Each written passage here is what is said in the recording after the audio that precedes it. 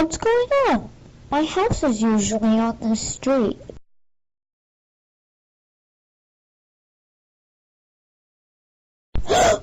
Get the heck off the ground and let's go. Who the heck are you? I'll explain later. Just get up. Follow me. Please tell me what's going on and who you are. This is confusing. Please stop talking and get up already. And take this sword with you. It's your weapon.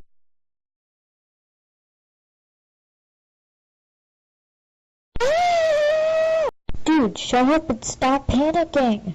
Where the heck is all this noise coming from? Nothing, sir. Who is that guy? It's Hermes. Like, his son is out to kill him, and that's exactly why I brought you. You talk about my son, okay? I'm the most powerful god in all the world. I'm the one who should stop him. And if you don't bring my son back here, then I'll kill you. Dude, don't you know who you are? Of course I know who I am. I'm John Zeus. Guess what, dude? You're son of Zeus, the god. How can I be son of Zeus? He's not even real. Don't say that! Every time when you say God is not real, then they'll punish you. Well, whatever. I didn't mean to.